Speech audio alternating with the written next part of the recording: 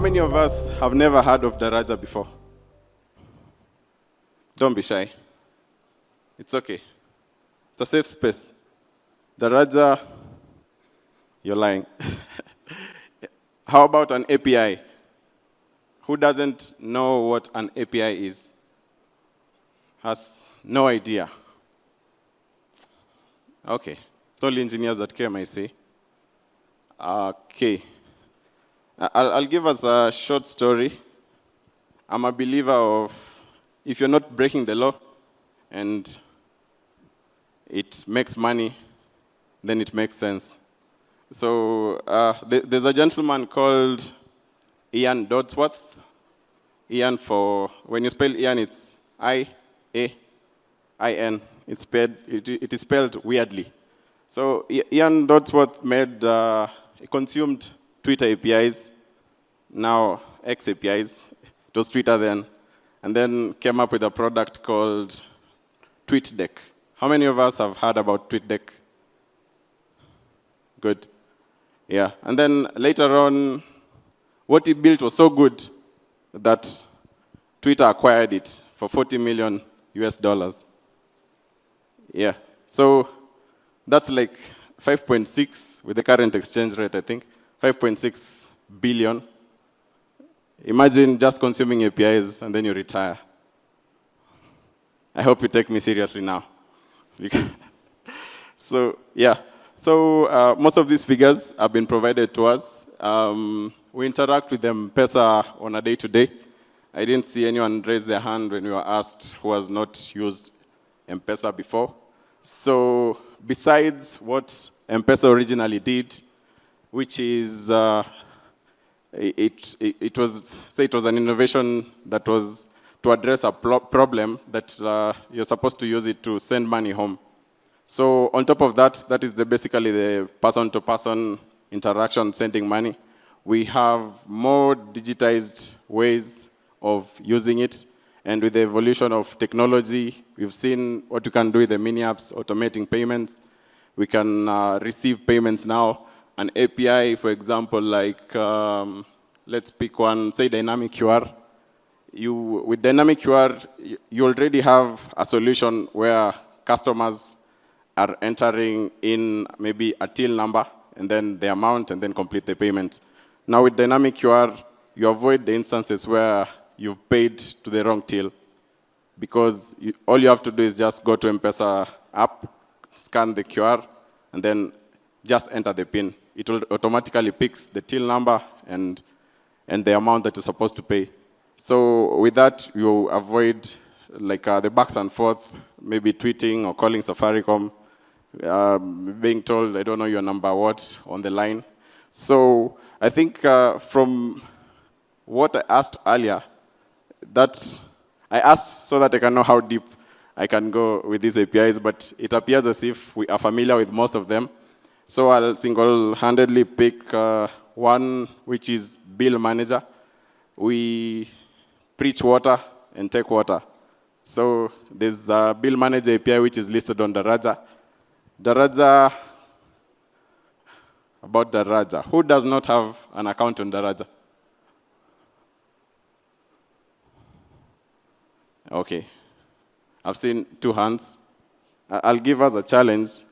There's a QR code that was displayed by Mweni and Mercy before they left to our Telegram channel. So, okay, it's at the end of my slide, but if you go to your browser, t.me/safcomdc, it will still lead you to the same place. So I'm giving you this information so that if you do not have an account on Daraja, go sign up and then, and then chat about it on that channel. So I'll go into that channel and I'll have something for you. And it will be a good thing. I mean, we are M-Pesa. So that's a challenge. So t.me/safcomdc to join the Telegram channel.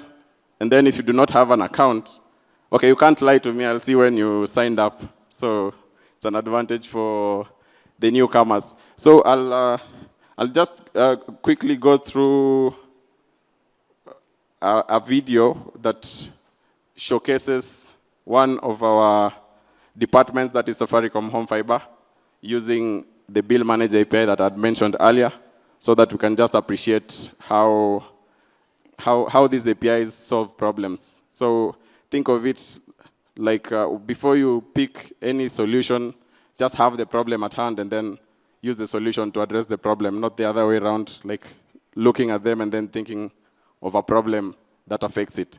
Yeah, so I'll play the video real quickly.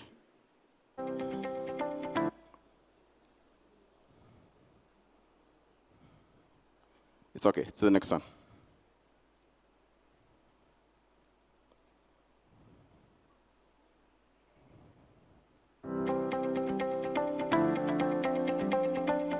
We integrated with Bill Manager API to help us manage how we bill our home fiber customers. Before integrating with Bill Manager APIs, we used to have a lot of customer issues around delayed payment, where a customer doesn't realize that their home fiber bill is due until they are disconnected. That for us as a business used to cost us around 5.3 million per day in delayed payments. We also used to have demand around customers wanting to get receipts after they pay for home fiber or invoices.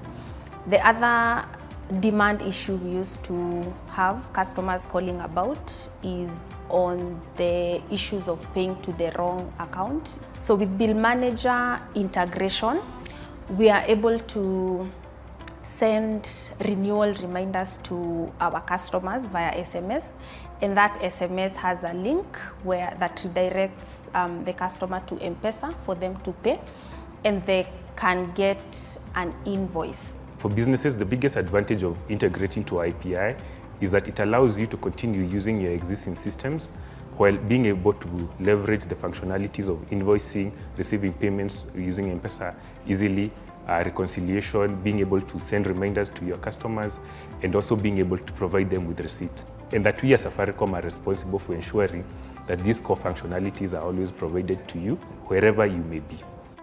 Integrating to Bill Manager APIs has helped us reduce those instances of delayed payments. It has also reduced the demand around payment issues. For developers, the biggest benefit is we readily implement the logic for invoicing, for payments, for receipting, for reconciliation. And by integrating to APIs, it means you never have to have the headache of maintaining code that is responsible for this particular functionality, and that for any system or for any customer whom you integrate to, you're always guaranteed that the solution is going to work. I encourage businesses to integrate to M-Pesa Bill Manager API to simplify their invoicing and payment collection processes.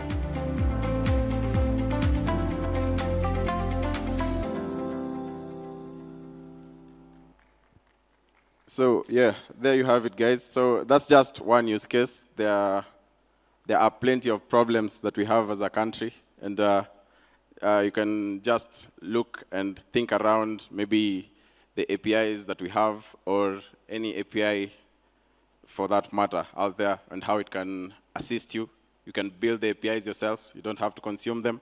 And one interesting thing about the Bill Manager API, I'm 2 years old in Safaricom, and this was my first project.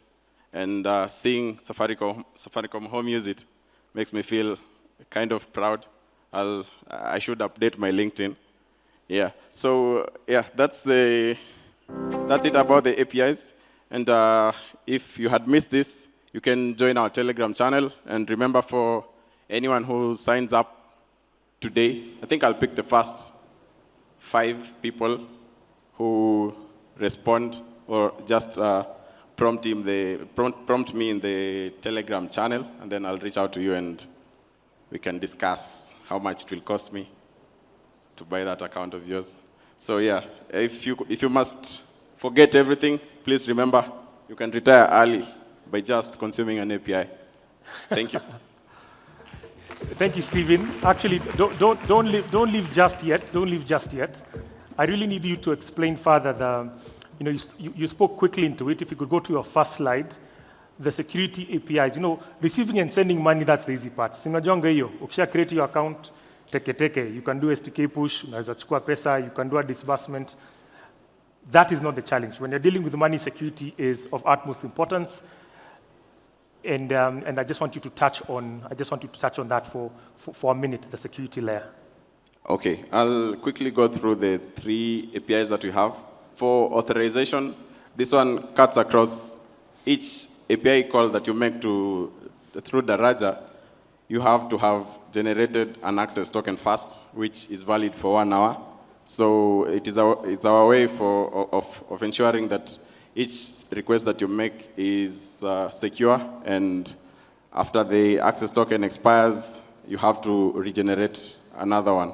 So for the authorization API, that is for authenticating all the API calls for the others.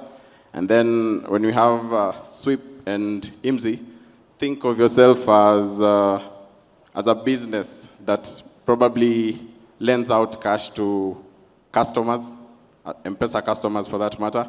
And as part of your background checks, you would like to know if it's just someone in committee who has recently bought a SIM card and then wants to borrow some money, or they've been on the network for a while.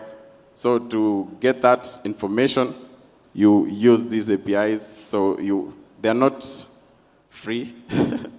Yeah, these are monetizable APIs. So for you to be able to consume them, you'll notice they are not listed on Daraja. So you have to make a request so that you can get information about a certain number. And of course, the information is not, it does not reveal maybe who you are or your personal information. It just gives information on how long, say, the SIM card has been on the network, so that with that information, the business can decide on whether to give you your loan or not. Thank you very much, Stephen. Round of applause for him once more.